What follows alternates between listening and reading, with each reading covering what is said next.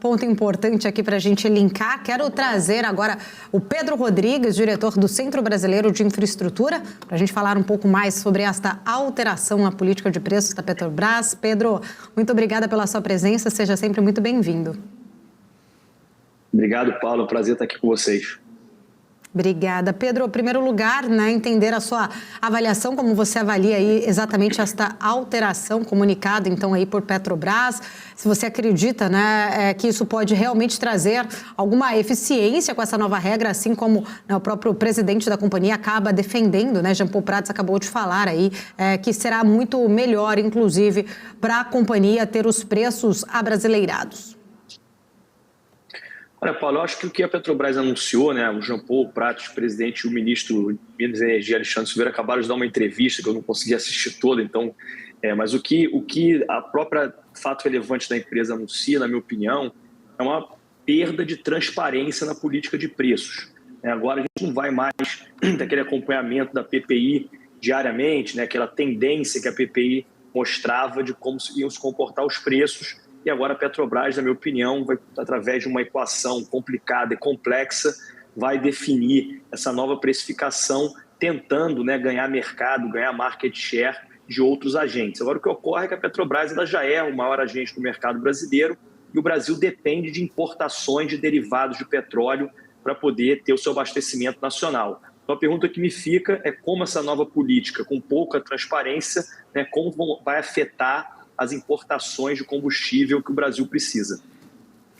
Inclusive, Pedro, estou até de olho aqui, justamente nas falas, a coletiva terminou agora, neste momento exatamente, aí, agora há pouquinho, na verdade. Vou trazer aqui até um resumo, do que foi falado, acho que é importante a gente até atualizar e comentar um pouco mais. Ele falou, o Jean Paul Prats, fizemos um ajuste na estratégia comercial, na composição de preços e nas condições de vendas a clientes da Petrobras. Esse modelo maximiza a incorporação de vantagens competitivas. Vamos usar vantagens que a Petrobras tem ao nosso favor e a favor do país, sem se afastar absolutamente da referência internacional de preços. É bom enfatizar que quando digo referência, não é paridade de importação.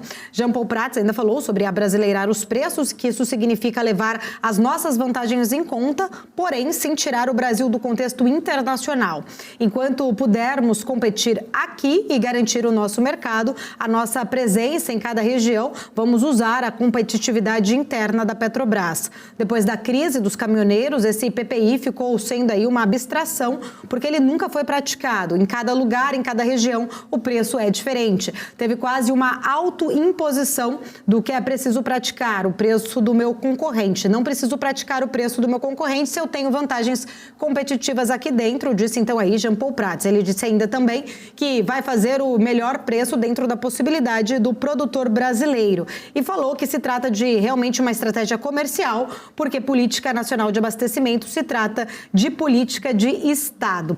Pedro, pegando um pouco desse gancho até destas falas, acho que um ponto muito importante aqui, como que você avalia se realmente, essa questão está muito mais relacionada a uma questão técnica ou uma questão política, até porque o próprio governo sempre defendeu, a gente sabe exatamente desde a época da campanha de Lula, que isso, aconteceria. Inclusive até o próprio ministro de Minas e Energia, há um mês atrás, mais ou menos, chegou a comunicar essa alteração, depois voltou atrás. A própria Petrobras tinha avisado ali num comunicado que ela não tinha sido informada, Houve ali até uma crítica em relação à parte de governança do próprio governo que passou por cima da Petrobras. Agora, Petrobras, então, enfim, acaba comunicando de fato o que já tinha sido falado anteriormente. Mas qual que é a sua visão em relação a essa alteração? Está sendo técnica ou está sendo mais política, na sua opinião?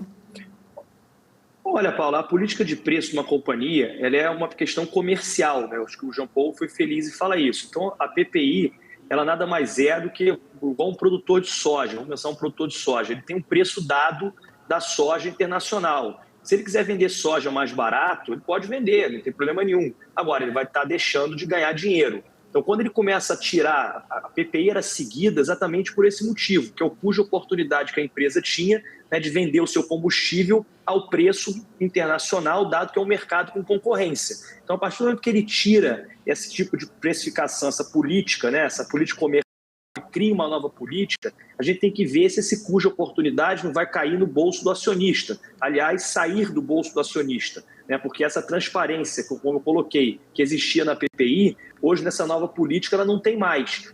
O que eu estou vendo é que, na verdade, a Petrobras está tentando ganhar market share, né? Tentar ganhar mais mercado. Porém, a capacidade de refino da empresa ela tem um limite. Ela não consegue abastecer o mercado inteiro. Ela precisa conviver com a importação e com outros agentes privados, né? O Petrobras tem 80% do refino nacional e tem 20% do refino que está na mão de empresas privadas, sendo 15% na mão do fundo Mubadala. Então, eu acho que esses agentes vão ter que entender como essa precificação da Petrobras vai, inclusive, prejudicar os seus mercados, né? Porque você imagina que você vai ter um concorrente do seu lado que vai começar a vender o combustível muito mais barato, talvez abaixo de custo, né? Ele falou que não, mas como vai se aferir, né, esse tipo de preço? Isso é muito difícil, na minha opinião, com essa lógica e essa política que a Petrobras vem adotando. O que eu acho que é mais prejudicial, na minha opinião, é essa perda de transparência que essa nova política trouxe. Ô Pedro, trazendo aqui até do teu raciocínio, você falando aí um pouco em relação a essa questão, principalmente de diminuir até o resultado, né, inclusive aí de Petrobras, né, olhando um pouco mais ali pelo lado do investidor, o investidor sempre de olho em relação ao resultado da companhia, dividendos, olhando um pouco agora para essa mudança, isso pode, de certa forma, impactar ou diminuir, inclusive, até os investimentos da própria companhia, até porque, então, né, vai ter aí talvez um resultado mais impactado aí com esse valor não mais dolarizado?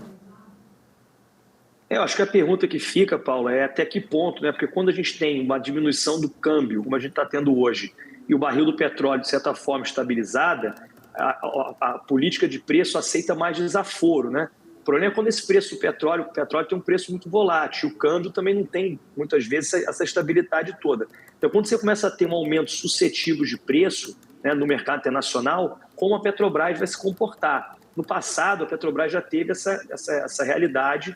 O próprio presidente Jean Paul falou que não ia repetir os erros do passado, lá de 2014, em que você tinha uma intervenção clara da empresa nos preços, né? A Petrobras chegou a ter uma dívida aí de 40 bi de dólares só em razão dessa defasagem. Isso não vai acontecer, segundo ele. Mas, de qualquer forma, você tem uma perda de transparência, como eu estou colocando. Qual o preço a Petrobras vai praticar hoje? Hoje, por exemplo, ela já anunciou, junto com essa nova política, uma redução no diesel, na gasolina e no GLP. Então, hoje, se você pegar os preços da Petrobras em relação ao mercado internacional, a gente já está defasado para menos, ou seja, a gente está vendendo combustível mais barato aqui dentro. Só que a gente precisa importar esses derivados, né? Quem que vai importar se você tem um agente que tem 80% do mercado praticando esse tipo de preço? Fica difícil, eu acho que eu não consigo ver. Eu acho que a operacionalização dessa nova política ela vai ter que ser muito conversada, a gente vai ter que esperar para entender como os outros agentes vão se comportar, para a gente não correr o risco de ter desabastecimento ou, no máximo, eu estou colocando esse prejuízo, né, esse custo de oportunidade de poder vender um produto mais caro, cair e ser suportado pelo bolso do acionista. Pedro, você tocou num ponto aí muito importante, né? Risco de desabastecimento. Era justamente até isso que eu ia perguntar aí para você, né? Na hora que você falou ali do Mubadala, por exemplo, se isso desestimularia, inclusive, o mercado. Existe essa possibilidade, na sua visão, realmente de um risco aí de desabastecimento?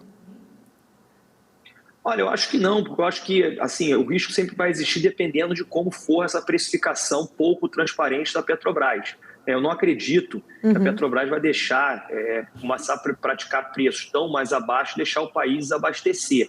Mas, volto a falar, quer dizer, a gente está refém não de uma política transparente, clara e objetiva, né, com direção dos preços. A gente está refém agora, nesse momento, de uma política de preço não transparente que vai depender do comitê de preço da Petrobras, da diretoria da Petrobras e por aí vai. Agora, se a gente continuar tendo essa defasagem muito grande por um tempo muito longo, sim, a gente corre o risco de desabastecimento. Como eu coloquei, você não tem nenhum agente que vai correr o risco financeiro de importar um produto. Você tem outro agente aqui dentro que vende esse produto com 10%, 15% mais barato do que o preço do mercado. Maravilha. Pedro, quero agradecer. Obrigada por nos atender, trazendo a sua visão, importante visão aqui para a gente. Obrigada e até uma próxima oportunidade.